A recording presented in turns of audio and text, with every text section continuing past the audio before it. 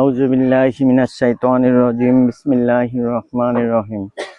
রব্বি জিদনি ইলমা রব্বিশরাহ লি সাদরি ওয়া ইয়াসসির লি আমরি ওয়াহলুল উকদাতাম মিন লিসানি ইয়াফকাহু কওলি। আল্লাহুম্মা সাল্লি আলা মুহাম্মাদ আল্লাহুম্মা বারিক আলা মুহাম্মাদ। ইন্নাস সালাতা তানহা আনিল ফাহশাই ওয়াল মুনকার। তো আমি আমার ভূমিকা না টেনে সরাসরি আলোচনায় চলে যাচ্ছি। আজকে আমার যে বিষয়ে আলোচনা করতে চাই সেটা হচ্ছে সালাত নিয়ে, নামাজ। আমাদের দেশের মানুষ যে জিনিসটা মনে করে আর কি, একজন ভালো মানুষ হইতে হইলে তাকে কি করতে হবে, কি করতে হবে, একটু কথা বললেন। হ্যাঁ, কি করতে হবে, কথা বলতে পারেন না, কি করতে হবে, দাওয়াত করতে হবে না, বুঝছি না বলছি। একজন মানুষ, আমি বলছি আজকে আমার বিষয় হচ্ছে কি, সালাত মানে কি, নামাজ। একজন, আমরা সাধারণত আমাদের দেশের মানুষ মনে করে একজন ভালো মানুষ হওয়ার জন্য তাকে কি করতে হবে, সালাত পড়তে হবে। এটাই আমরা সাধারণত জানি যে একজন ভালো মানুষ হওয়ার জন্য কি করতে হবে, সালাত পড়তে হবে, নামাজ পড়তে হবে। কিন্তু এই কথাটা কি আল্লাহ কোথাও বলছেন? কুরআন মাজিদের এমন একটা আয়াত আছে যে একজন ভালো মানুষের পরিচয় হয়েছে সালাত পড়ে? না, কুরআন মাজিদের এমন কোনো একটা আয়াত নাই যে সালাত পড়লেই সে ভালো মানুষ। কারণ কি, দেখেন, আপনি সালাত পড়েন কিন্তু কি করেন, খারাপ কাজ করেন।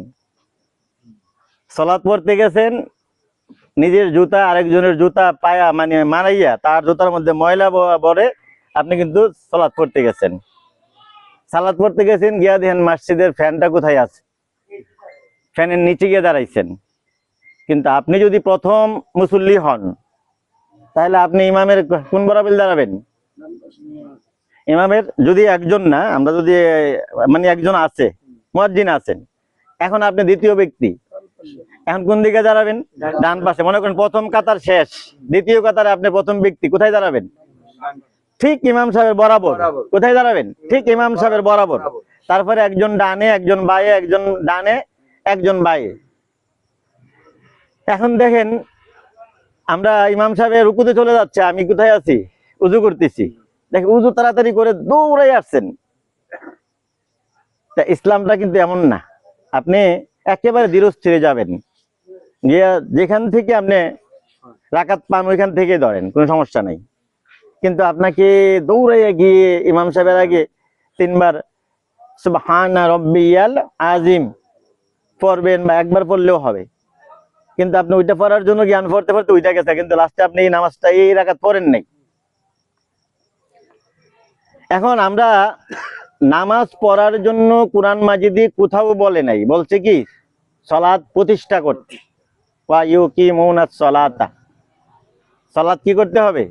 প্রতিষ্ঠা করতে হবে। তা আমরা কি প্রতিষ্ঠা করিনি? প্রতিষ্ঠা কি বুঝি কিনা? প্রতিষ্ঠা হইছে যে আমি নিজে সালাত আদায় করব, আমার অধীনস্থ যারা আছে, আমার ছেলে মেয়ে, আমার ভাই বোন, তাদেরকে সালাত পড়তে উৎসাহিত করব, যাদের প্রতি আমার কর্তৃত্ব আছে তাকে কি করব? শাসন করব। কিন্তু আমরা কিন্তু সেই কাজটা করি না। আমি একাই মসজিদে গেলাম, গিয়ে সালাত আদায় করলাম, আমার ছেলে সালাত আদায় করে নাই। কি করে দেখেন, আমি সালাত পড়ি, আমার ছেলে গিয়া আর্জেন্টিনার খেলা দেখে। আর্জেন্টিনার এই যে খেলা দেখলেন, দেখেন আমাদের কোরআন না শিখলে কি অবস্থা হয়। আমরা গত কিছুদিন আগে ফেসবুকে এটা দেখতে পাইলাম, এক ছেলেকে প্রশ্ন করা হইলো, সে বলতেছে মেসি আমার আব্বা, নাউজুবিল্লাহ মিন জালিক। তো বলছে তোমার আসল আব্বাকে বেশি ভালোবাসো না মেসিকে ভালোবাসো? সে বলছে মেসি মেসি, একাধিকবার বলছে। এখন এই কাজটা সে কেন করলো? না, এই কাজটা সে করছে কোরআনিক জ্ঞান নাই, কোরআনিক শিক্ষাটা তার নাই। কারণ কি, কোরআনে শিক্ষা যদি থাকতো সেই কাজটা করতে পারতো না। আল্লাহ সুবহানাহু ওয়া তাআলা পবিত্র কোরআন মাজিদের 17 নম্বর সূরা, সূরা বানী ইসরাঈলের 23 নম্বর আয়াত, আল্লাহ বলছেন ওয়া ক্বাদা রাব্বুকা আল্লা তা'বুদু ইল্লা ইয়াহু ওয়া বিল ওয়ালিদাইনি ইহসানা। আল্লাহ বলছেন আল্লাহর চূড়ান্ত ফয়সালা, আল্লাহর চূড়ান্ত সিদ্ধান্ত, আল্লাহ ছাড়া কারো গোলামি করবে না, আল্লাহ ছাড়া কারো কাছে কারো ইবাদত করা যাবে না। আর ব্যবহার করতে হবে, ভালোবাসতে হবে কাকে বেশি? মা বাবাকে। ভালোবাসতে হবে কাকে? মা বাবাকে। বলছে আল্লাহ, গোলামি করতে হবে কার? আল্লাহর। আল্লাহর পরে কাকে নিয়ে আসছেন? মা বাবাকে। সেই কুলাঙ্গার সন্তান বলতেছে আমি মা বাবার চেয়ে বেশি কাকে বেশি ভালোবাসি? মেসিকে ভালোবাসি। এবং এই মেসি সে দাজ্জালের অনুসারী। দেখেন তার এই শরীরের মধ্যে দাজ্জালের এক চোখ কানা সেটা আছে। এই মেসি হচ্ছে সেই মেসি, যেই মেসি ফিলিস্তিনিদেরকে যাদেরকে হত্যা করছে, সে সেখানে কি করতেছেন? ইসরায়েলের প্রতিনিধিত্ব করতেছেন। ফিলিস্তিনি মুসলমানদেরকে মারতেছেন, সেই মেসি কি করতেছেন? তাদেরকে সমর্থন করতেছেন, এই মুসলমানদেরকে মারার বৈধতা দিতেছেন। আর এই আর্জেন্টিনার প্রেসিডেন্ট সে নিজে গর্ব করে বলতেছেন সে হচ্ছে পৃথিবীর মধ্যে সবচেয়ে বড় ইহুদিবাদী প্রেসিডেন্ট। আর তার সমর্থনে আমার দেশের লাখ লাখ কোটি কোটি যুবক রাতের গভীরে উঠা দেখা চিল্লাফাল্লা করে। ইমান আছে? নাই নাই নাই নাই নাই। ইমান থাকতে হলে আপনি আল্লাহ বিরোধী কোনো কাজ যদি আপনি করেন তাহলে আর ইমান নাই। আল্লাহ যেটা নিষেধ করছেন সেই কাজটা যদি আপনি করেন তাহলে আর ইমান থাকতো না। তাহলে আল্লাহ সুবহানাহু ওয়া তাআলা পবিত্র কোরআন মাজিদের 5 নম্বর সূরা, সূরা মাইদার 51 নম্বর আয়াত, আল্লাহ সুবহানাহু ওয়া তাআলা এখানে বলছেন ইয়া আইয়ুহাল্লাযীনা আমানু লা তাত্তাখিযুল ইয়াহুদা ওয়ান নাসারা আউলিয়া বা'দুহুম আউলিয়া বা'দ ওয়া মাইয়াতাওয়াল্লাহুম মিনকুম ফাইন্নাহু মিনহুম ইন্নাল্লাহা লা ইয়াহদিল কওমাজ জালিমিন। বলছে হে ঈমানদারগণ, তোমরা কখনো ইয়াহুদি এবং নাসারাদেরকে বন্ধু হিসাবে, অভিভাবক হিসাবে গ্রহণ করো না। ইয়াহুদি নাসারা এরা একে অপরের বন্ধু এবং অভিভাবক।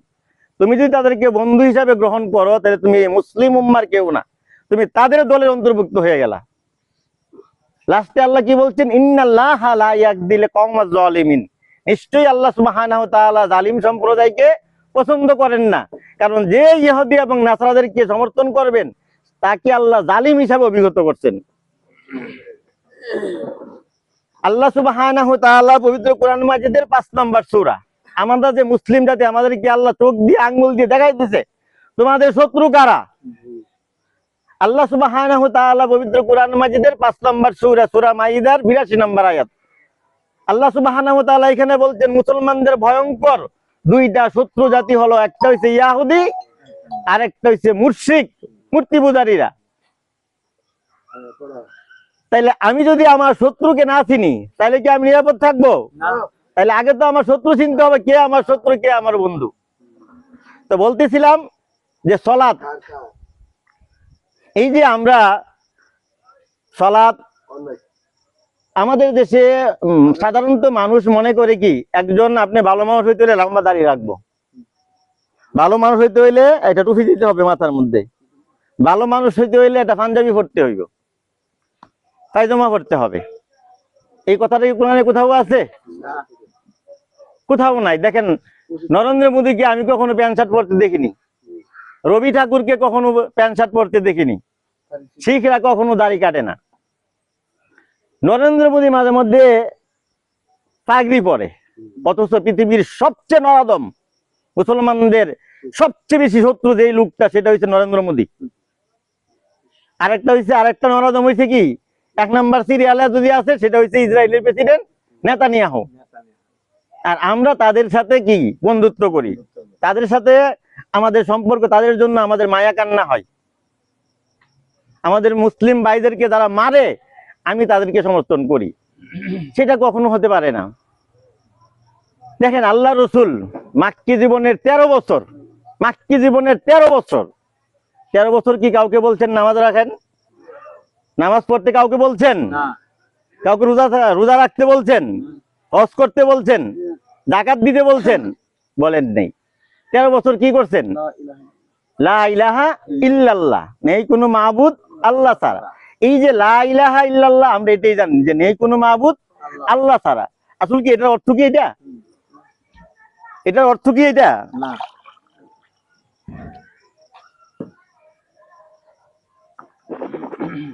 আল্লাহ।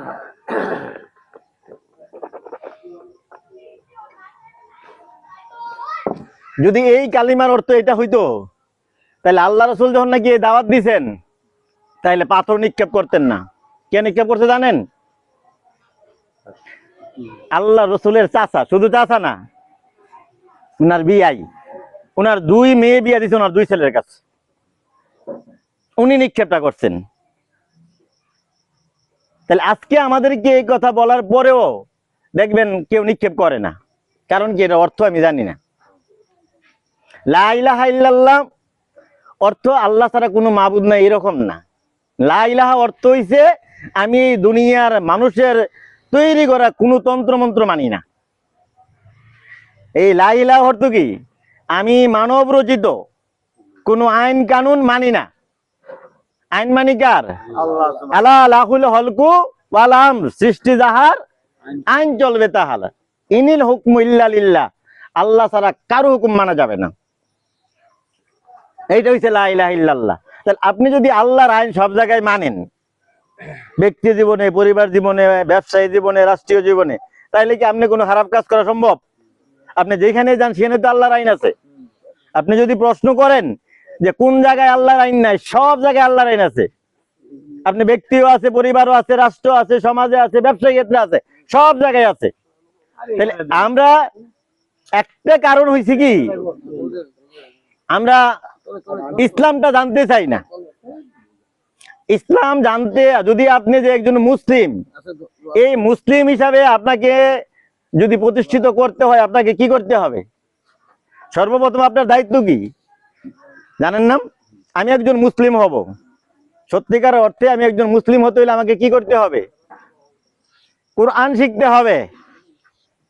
কারণ ইসলামটাই কি, এই কোরআনের মধ্যে আল্লাহ একবার পরিপূর্ণ করে দিচ্ছে। আপনি কি করবেন, কিভাবে চলবেন, কিভাবে খাইবেন, কোথায় যাবেন, কোন কাজ কিভাবে করবেন, সব আল্লাহ কোরআন মাজিদে একবার সন্নিবেশিত করে দিয়েছেন। আর এই কথাটা আল্লাহ বলছেন 5 নম্বর সূরা, সূরা মাইদার 3 নম্বর আয়াত। আল্লাহ বলছেন আল ইয়াউমা আকমালতু লাকুম দীনাকুম ওয়া আতমামতু আলাইকুম নিআমাতি ওয়া রাদিতু লাকুমুল ইসলামা দীনা। আল্লাহ বলছেন আজ আমি তোমাদের জন্য তোমাদের দিনকে পরিপূর্ণ করে দিলাম, আমার নিয়ামত তোমাদের জন্য সম্পূর্ণ করলাম এবং ইসলামকে জীবন বিধান হিসেবে মনোনীত করলাম। আজকে আমরা ইসলামকে আমাদের জীবন বিধান, আপনি যদি লাখের মধ্যে যান, সেখানে 10 জন পাওয়া যায় না যে কোরআন মানে। সে কোরআনও মানে, আবার অন্যটাও মানে। তো আপনি কোরআনে মানে না, যদি অন্য কিছু মানেন তাইলে হবে? হবে না তো। কারণ আপনাকে কি করতে হবে? আপনি কোরআনের সাথে অন্য কিছু আয়া কি করতে পারতেন? যোগ করতে পারতেন না। কেন করতে পারতেন না? আল্লাহ সুবহানাহু ওয়া তাআলা পবিত্র কোরআন মাজিদের 2 নম্বর সূরা, সূরা বাকারার 208 নম্বর আয়াত, আল্লাহ বলছেন ইয়া আইয়ুহাল্লাযীনা আমানু উদখুলু ফিস সিলমি কাফা ফালা তাত্তাবিউ খুতুওয়াতিশ শাইতান ইন্নাহু লাকুম আদুউম মুবিন। বলছে হে ঈমানদারগণ, তোমরা ইসলামে পরিপূর্ণভাবে প্রবেশ করো, শয়তানের পথ অনুসরণ করো না, নিশ্চয়ই অবশ্যই শয়তান তোমাদের প্রকাশ্য দুশমন। তাহলে আমি যদি আল্লাহর কিছু আন মানি আর কিছু না মানি, তাইলে কি যতটুকু মানলাম আল্লাহর, বাকিটা শয়তানের। তাইলে কি আপনি পরিপূর্ণ ইসলাম মানলেন? মানলে কি করতে হবে? পরিপূর্ণটাই মানতে হবে। বলতেছিলাম যে সালাত, আমরা, আপনি যে সালাত পড়তে যান, মানলাম পড়তেই গেলেন, প্রতিষ্ঠা করতে গেলেন না। আপনি সালাত পড়ার জন্য কি লাগবে? কোরআন শিক্ষা লাগবে না? আমি যদি এখানে প্রশ্ন করি যে সালাতের শুরু থেকে শেষ পর্যন্ত, এই যে সালাতের শুরু থেকে শেষ পর্যন্ত একটা শব্দ বা একটা বাক্যের অর্থ আপনারা এখানে কয়জন হাত পর্যন্ত পারেন দেখি? সালাতের শুরু থেকে শেষ পর্যন্ত সবগুলো না, যে কোনো একটা শব্দের অর্থ জানেন, এরকম কয়জন আছেন? 2 জন আছেন। দেন একজন অল্প একটু উঠাইছেন, 3 জন। সলাতের শুরু থেকে শেষ পর্যন্ত জানেন এতগুলো মানুষের মধ্যে কয়েকজন। এখন তারপরও আপনি সঠিকভাবে জানেন কিনা যদি প্রশ্ন করি, তাইলে আপনি উত্তরটা হয়তো বা পাবো, কিন্তু দেখা যায় সেখানেও আমি উত্তরটা সঠিকভাবে পাবো না। কারণ হিফজ করছে, একাধিক 2 খতম দিছে, সেই লোকে বিসমিল্লাহ অর্থ জানে নাই। তাহলে বিসমিল্লাহ থেকে তো ওইগুলো আরো বেশি কঠিন। সুবহানা রব্বিয়াল আলা কজন অর্থ জানি, অথবা আমি এভাবে পড়তেও পারি না, সুবহান রাব্বিনা আলা, সুবহান রাব্বিনা আলা, এটা না পড়ি। অত শব্দটা কি? সুবহানা রব্বিয়াল আলা, আমি সর্বোচ্চ রবের পবিত্রতা ঘোষণা করছি। তাহলে আমাকে যদি নামাজ সালাত আদায় করতে হয়, তাহলে কোরআন শিখতে হবে, মিনিমাম আমাকে 2টা সূরা শিখতে হবে। নামাজের শুরু থেকে শেষ পর্যন্ত অর্থগুলো জানবেন, না হলে তো সালাত পরে কোনো আনন্দ পাবেন না। তাহলে সালাতও পড়বেন, গিয়ে তাগুদের দল করবেন, সালাতও পড়বেন, আবার গিয়া নেইমারের মেসির খেলা দেখবেন, তাইলে কি হবে? হবে না। কেন হবে না? দেখেন, আমাদের দেশের মানুষ আমরা সালাত পড়ি, কিন্তু আসলে সালাতটা কার জন্য এটা একটু জানেন? আপনি সালাত যারা 5 ওয়াক্ত পড়বে, এটা কার জন্য? না, আমি এটা ওই আল্লাহর জন্য তো অবশ্যই, কিন্তু কারা এই কাজটা করবেন, এই সালাতটা কারা পড়বেন? মুসলমানরা পড়বেন। দেখেন, আল্লাহ সুবহানাহু ওয়া তাআলা পবিত্র কোরআন মাজিদের 4 নম্বর সূরা, সূরা নিসার 103 নম্বর আয়াত, একবারে শেষের দিকে আল্লাহ সুবহানাহু ওয়া তাআলা বলছেন, ইন্নাস সালাতা কানাত আলাল মুমিনিনা কিতাবাম মাওকুতা। আল্লাহ বলছেন, নিশ্চয়ই, অবশ্যই নির্দিষ্ট সময়ে সালাত আদায় করা প্রত্যেক মুমিনের উপর ফরজ। প্রত্যেক মুমিনের উপরে নির্দিষ্ট সময়ে সালাত আদায় করা কার উপরে ফরজ? মুমিনের উপরে ফরজ, ইমানদারের উপরে ফরজ। আপনি কি মুমিন কিনা আগে এটা বুঝতে হবে না? আমি মুমিন হইতে হলে তো আগে কোরআন জানতে হবে, কিন্তু কোরআনের কিছুই জানি না। মুমিন হইতে হইলে আল্লাহর আইন মানতে হবে, কিন্তু আমি আল্লাহর আইন মানি না, নিজেকে মুমিন দাবি করি। আমি গিয়ে হজ করে আসছি, হজ করে আইসাও তাগুদের স্লোগান দিই। আমি এই মাত্র মসজিদ থেকে বের হইলাম, বের হইয়া ব্যক্তি নামে স্লোগান দিই, তাহলে হবে?